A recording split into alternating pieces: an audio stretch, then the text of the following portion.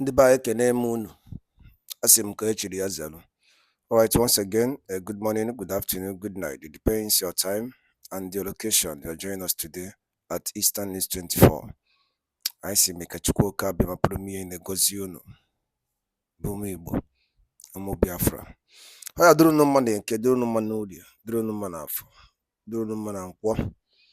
Ise ise ọ ya dịkwa Mazi Nnamdi Kanu na mma. Chukwu oke abịa mapụrụ m ihe kpuchite Nnamdi Kanu, kpuchitekwa the PM in exile, Mazi Simon Ekpa. May God Almighty protect and guide them. Ise. Alright, dịka o si dị na anyị agbapụ na ọsọ wetara unu ozizi anyị ji maka ya wee bịa na uhuruchi ụbọchị nke taa.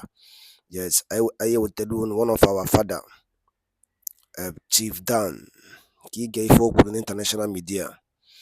Alright, here is respond on international media concerning Mazi Nnamdi Kanu, and he also replied to Asari Dakubo concerning what he says about Mazi Nnamdi Kanu and the Biafra agitation.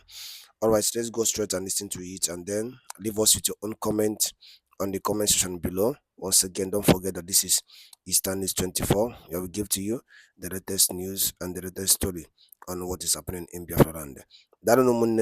Alright, over to you, sir.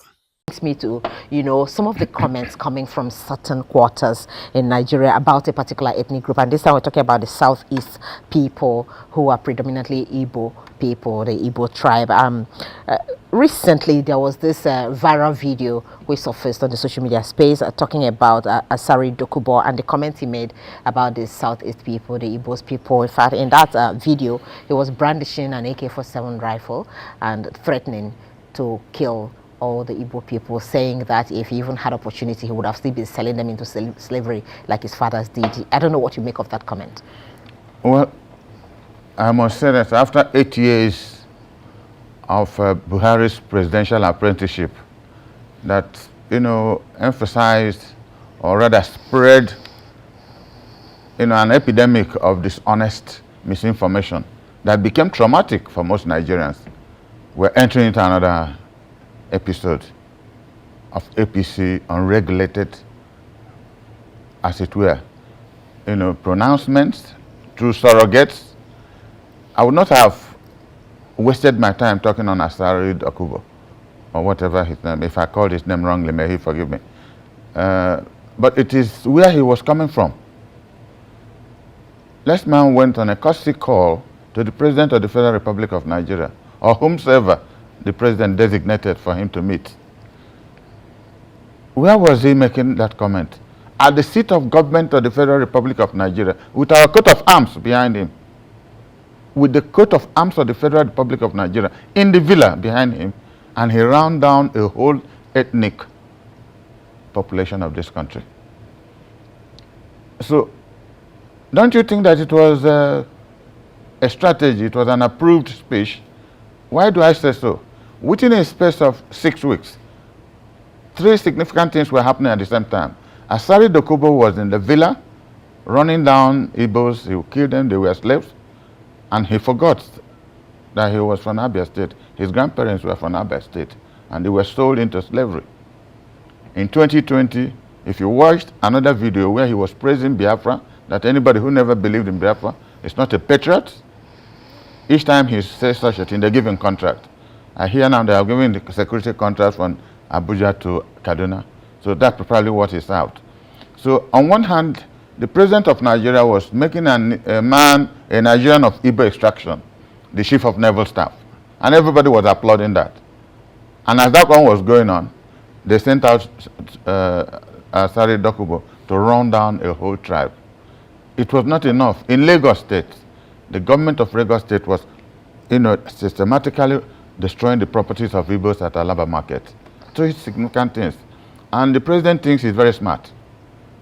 Give us chief of naval staff as if that is the means of livelihood, but go on to destroy the integrity, the ultimate integrity of the Igbo man.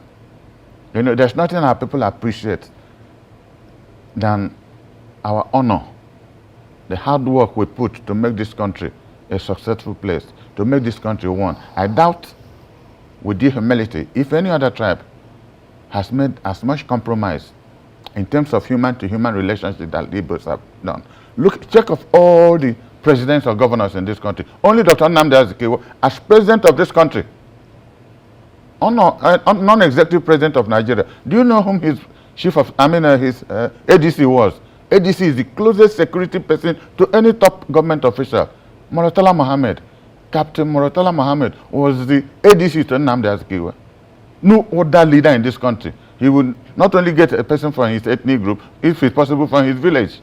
The Igbos have shown unsurpassed devotion to public duty. And we get this.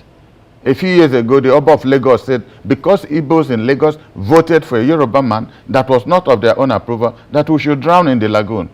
And as of today, neither the Lagos state government, nor the now president of Nigeria, or Buhari's government had made a comment that a whole tribe should perish in the lagoon.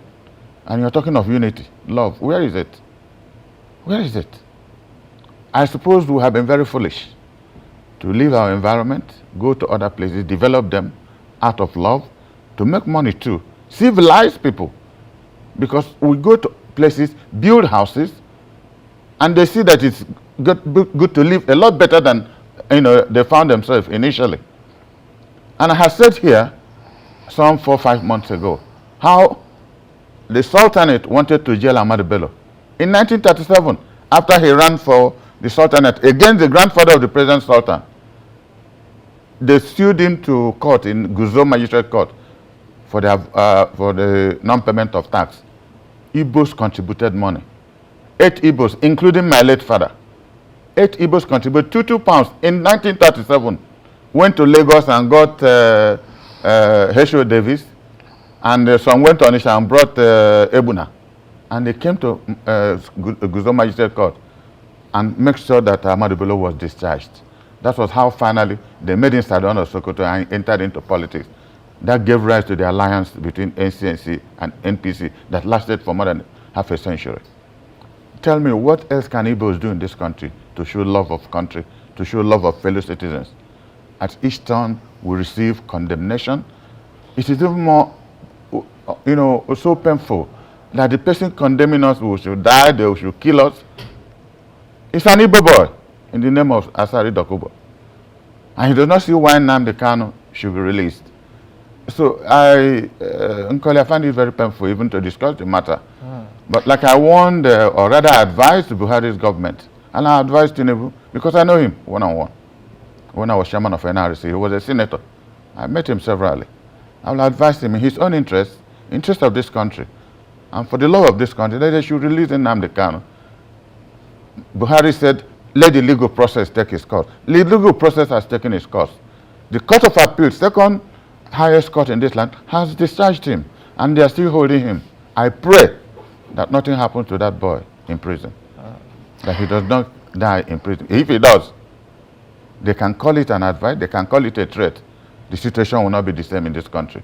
I pray, and I hope Tinubu is smart enough not to be a Buhari. All right, just to take you back to what you said earlier, because it would not be right really to conclude that probably Asari has been sent by anyone, to say what he's saying, because investigation into the first time that video was made showed that it appeared on YouTube on the 1st of October 2022.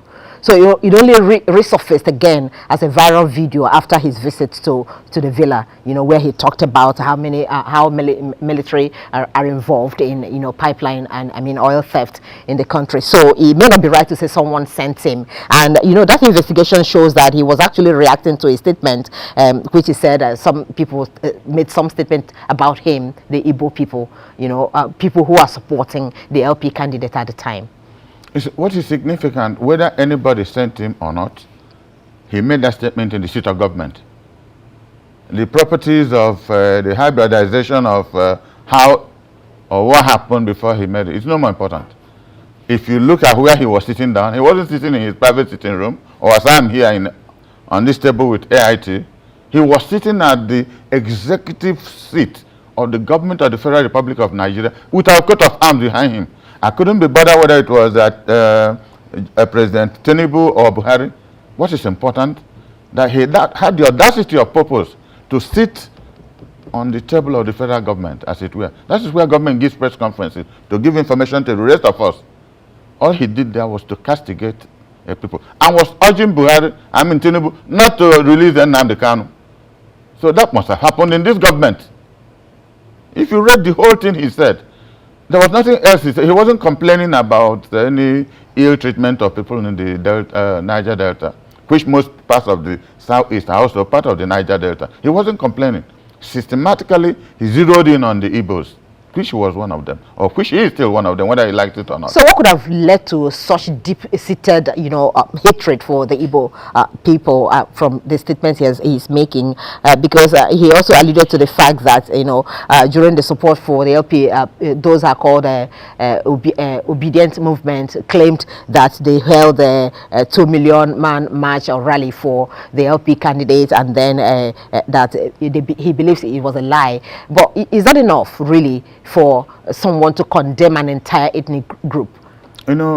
This is why, you remember, during my 30 minutes program on this platform, making my tribute for my good friend Raymond Dobesi, I said 32 years ago, when Raymond Dobesi came, was running for the presidency of this country, he came to Anambra.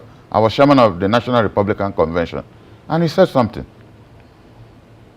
He, as it were, castigated the Igbos, the delegates he met. Say, look at you people. Today you're complaining of minorities, the Yorubas, Hausa, Fulani, and some people jumped up, wanted to attack him. I said, no, let's listen to him. He said, look at yourself. For every gift God has given to people anywhere in this country, the Igbos have the best of it.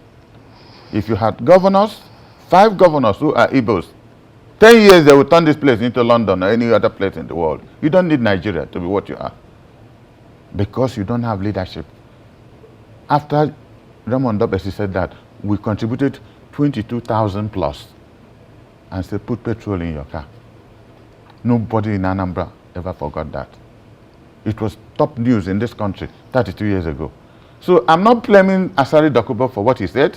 I will blame ourselves for lack of leadership. Today we have 2 APC governments, 1 Labour, 1 ABGA, 1 PDP. Hardly do they talk to themselves, but they are our leaders. So we also have internal problems, which, I'm discussing with top-level Igbos in both parties. How do we begin to sort out our problem? Because we have to sort it out, at least for the defense of our own people who are helpless. People are being sliced, their noses are being sliced. You see it in social media. That's where we have degenerated. And if you remember, 4 years ago, I warned on this platform that Nigeria is gradually falling into Afghanistan. We're even worse than Afghanistan now.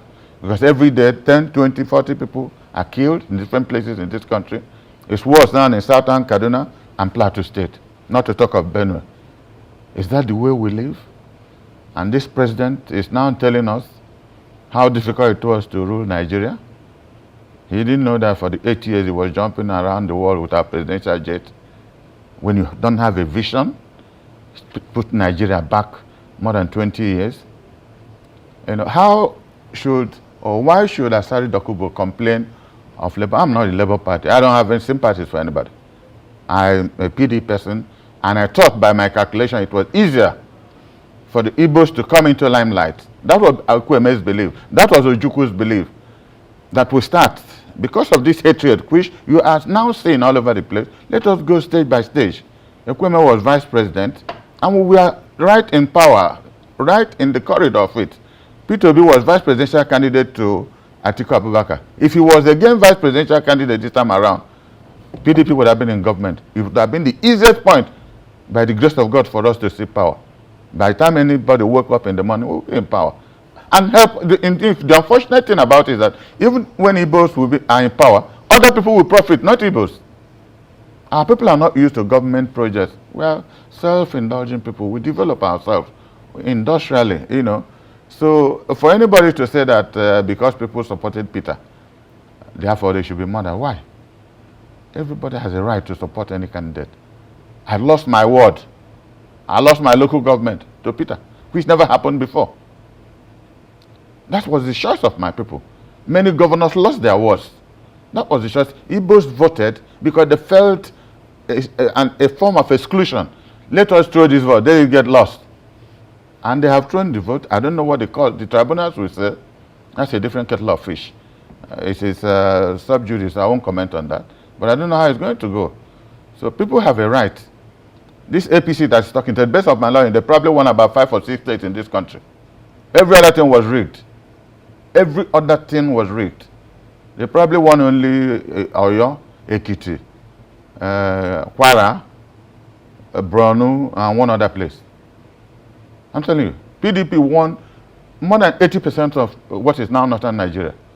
Labour won Lagos and so many other places. Only INEC knew how they were able to manipulate this. But the case is in tribunal now, so we'll see how it goes. But I pray God that this country, it's a beautiful country. I must tell you, beautiful country. If honest people, like the Bible says, the poor rejoices when the righteous is in power. But unfortunately, the righteous have to be in power first before the poor will rejoice. Would they allow the righteous to come to power? They will not. All right, we'll come to some of the factors, that seems to be impeding that aspect of politics or an Igbo man getting into power when we come back from this short break. Thank you so much for staying with us. We are still talking about some of the comments coming from certain quarters against the Igbo people, people from the southeast region of the country, and then looking at the political future of that particular region. Chief Dan Olas is still very much with us in the studio, former PDP chairman in Anambra State. Okay, Chief, before we went on that short break, we were talking about some of the issues that are happening with the Igbos. Now, during the election, Igbos were said to have voted more for the LP candidates, maybe probably voting for their own or believing that this is the right time for an Igbo man to get into power. But then some Igbo people also kicked against the emergence of the LP leader, and many people are saying the Igbos may actually be the architect of their own problem when it comes to governance in the country. I will reply that question with a biblical comment. It's if you read 1 Corinthians 8, verse 11, it says, be silent if the words you will offer will offend a weaker person or destroy a weaker person. But you don't need to be silent completely all the time, because that will be complicit if you don't speak of evil when you see it. I think that's the summary of our problem in this country. When we were speaking before the break, I did say, that we were in the same party with Peter Obi, bright young man, 8 years, 2019, he was a vice presidential candidate to Atiku. And when Atiku declared for presidency this time around, he was there. He took up the microphone and paid glowing tributes. He was one of the greatest unifiers in this country. He said so. But he had the right to do what he did. But whether that was an advantage to our people or not, history will judge. He has the constitutional right to do what he did. Most Igbos were apprehensive, behaved the way they did because of Buhari's treatment of our people. Buhari, for him, Igbos never existed. Unfortunately, 8 years, not just Igbos, the whole of former Eastern region never existed. And he couldn't be bothered. The dots in a hole, he referred to them at some point. Yes. So it's difficult to know why such attitudes. But I've read a lot of Northerners who believed that without Igbos, Igbos are not gods, they are not angelic, but they are hardworking people, and we offer no apologies to anybody. Look, Nkoli, my father went to Kano in 1933 as a very young man. With Okonkwo Kano, a lot of Nnewi people went there to make a living. They trade in one thing or the other. They bring in things, build houses. We built virtually the first secondary school in Kano by Igbo State Union. My father was the last chairman of NCNC in Kaduna before the Civil War started. He was the last president of Igbo State Union in northern Nigeria. We loved this country. That we were calling Igbos in the north, Hausa Igbos, and we couldn't be bothered. Most Igbos married hundreds of northerners. If you come to my house in my town, the next compound, my late uncle, he married a Sokoto woman by 1960. They now have great-grandchildren. Beautiful people. And we love them. So sometimes you start to wonder, why this hatred? Why this hatred? You can't explain it. And people are here telling you of love, unity. And that's what I said in one program here. Wasn't Buhari, I mean, what's his name? Former head of state, General Yakubu Gowon, right when he said that there was no basis for Nigerian unity. That's what comes to my mind. That one was a spiritual statement. It was the Holy Spirit speaking through him. And look now, not only the Igbos, look at what is happening in Northwest. Even people who have held power for more than 30 years, the Northwest, they are killing people on a daily basis. Boko Haram is there. They have named a new one, Bandit. They are killing people in Plateau, killing people in Benue. It's now a killing field. And they are talking of national unity. Nobody's addressing any issues. And you know, what I normally tell my friends, wherever you see conflict, serious conflict, continuous conflict, it's as a result of unresolved problems. Unresolved problems people refuse to put into dialogue. And you know why I'm worried? And I want to say this seriously. And I want Nigerians to listen. Before my friend Dr. Junaidu Mohammed died, we were all, 1978-79, we were all with Malam Aminu Kanu in PRP. We weren't in MPP. Myself, as young as I was then, Uche Chukwumeri is the late, Professor Shino Achebe late, was our brain trust in PRP. Late Dr. Otto Nwankwo, late Dr. Nkemo Keke, late Dr. Austin Abalance of Abagana. A lot of us, late Dr. Okemo, the husband of Senator Joy Emodi, we're all in PRP. You know, something happened that is giving me so much worry. When Malam Aminu Kano visited the East, we were seeing him off at Enugu Airport. Then you know it was only Nigeria Airways, and we were waiting. And there was something I said. And Malam Aminu Kano, that was the day he made me his special advisor for the whole East. He said, Dan, you know Igbos can't carry out a revolution. That was why you failed, because you love this country so much. But I want to tell you something. Any day you see crisis, blood-shedding crisis begin in the north, know that that's the beginning of the end if it is not controlled. I was discussing with Dr. Junaidu Mohammed 2 months before he died. This is where we are. And I don't know whether people live in the moon. You see your countrymen and women, children being killed on a daily basis, and nobody's interested in sitting down to discuss what is the genesis, what was not part of our lifestyle of killing people. All parts of this country cherish and love life, you know, but now we kill people like if we are killing goats. And it's good news to read in newspapers and television, 40 killed, 30 killed on a daily basis. It tells you something is happening. Where it's going to lead us, I don't know. I don't know where it's going to lead us. All right, Chief, but let me ask you this critical question, which many people are also asking on the social media space.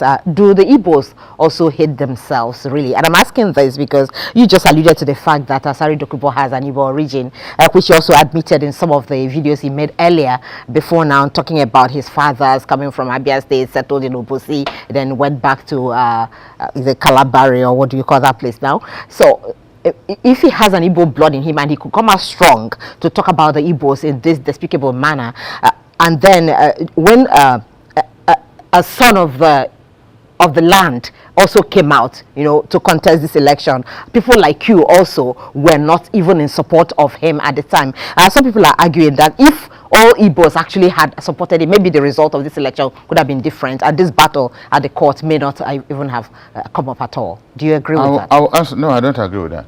I'll answer the question by saying, first, wherever you see people who are industrious and competitive, it brings in some envy and anger.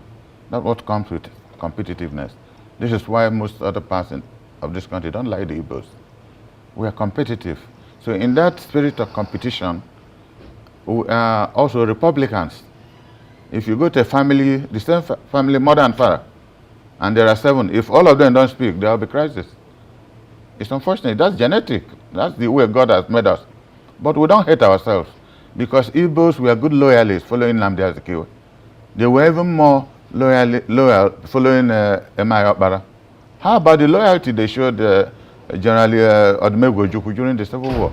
So you cannot describe our people as hating ourselves. If we have reason to do something, we'll do it. That was the same reason they showed in voting for Peter Obi, because we lacked leadership that should have strategized. Igbos have a saying, when you have enemies surrounding you, you have to wash your house. It's better said in Igbo. You know, if we had leaders who were prepared to strategize, and if you make reference to what I told you, Dr. Raymond Dobbs, he said 32 years ago, that a time there is for us to look inwards. Presidency, Goodluck Jonathan was president for 6 years. He couldn't build a road from Port Harcourt to Yenagoa. I visited his table 5 times on his invitation, and I could see the tragedy that was that presidential table. The conflict, the ethnocentric manipulations. You needed extreme courage to want to take a decision in this country. For anything you do, there's an explanation. You remember when, what was his name, from Abia was chief of army staff? Kanu State said, all the officers he promoted were Igbos, and they published it. Out of 15 generals, 5 were from Kanu State. Up to today, they didn't make any other comment. That is what you see in this country. So what I'm saying is that Igbos have a right to aspire to any leadership, because that's what the Constitution says. But we know that Constitution says one thing, and the rest of the country, they do what they like. So, but I don't think we should give hope. But most importantly, I want to wait, because looking at the evidences so far at the Presidential Tribunal, I'll be shocked if a different judgment is made. I'm looking forward that this election should be annulled and a proper election held. That is when every group should re-strategize. Re-strategize. I will not go into the details of the strategy, but from the presidential evidences and witnesses before the tribunal, it will be magic if any other decision is reached, other than there was no election, as it were. That was the whole write-up of rigging. And I say it with due humility, not running down the man who has been sworn in. I mean, he's a very smart guy. Now, are you confident about what is going on at the petition election tribunal, talking about the presidential one for now, because we know it's happening in all states of the federation? So let's look at where elections held, really. So let's look at how confident you are what the outcome would be. I would have been very confident if a man called Professor Mahmoud Yakubu, a professor. You know, I have the singular privilege that my wife is a professor of medicine. She's not an angel, but 90% of her pronouncement is honest, because she deals with human life. If you're dishonest in ordinary things, you won't know when you are dishonest in treating people and they die. So when I look at the problem of Nigeria presently in this election that just passed, it's a problem we look at Mahmoud Yakubu. I don't know what kind of professor he is, for all the spoken words, with his information, someone Okoye, and they never did anything. Instead, they conspired. With the evidences available at the various tribunal, look at what is happening in Nasarawa State. Isn't that terrible? Everywhere, you know, we're looking at the presidential court election petition at the national level. Horrible things are going on across the country at the states. People people said they use duress to force them to sign election results in 21st century Nigeria, where Yakub Makubu swore that he will give us the best election ever. I only pray God that from the evidences available, like I said a few minutes ago, I'll be surprised if these elections are now cancelled. Okay, that's the last point that we'll leave this discussion there. We thank you very much. Chief Dan Ulasi, former PDP chairman in Anambra State, has joined us to look at the state of the nation and, of course, some of the comments coming against the people of the Southeast region and what is portend for them, the political future of that region. Thank you very much, and do have a great day.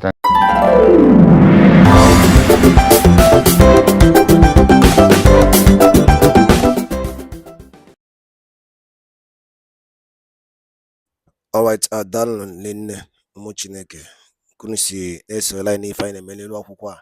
Alright, unu anụgo n'ife nwanne abụke gasị n'international media concerning Asare Dokubo and Mazi Nnamdi Kanu and the Biafra agitation.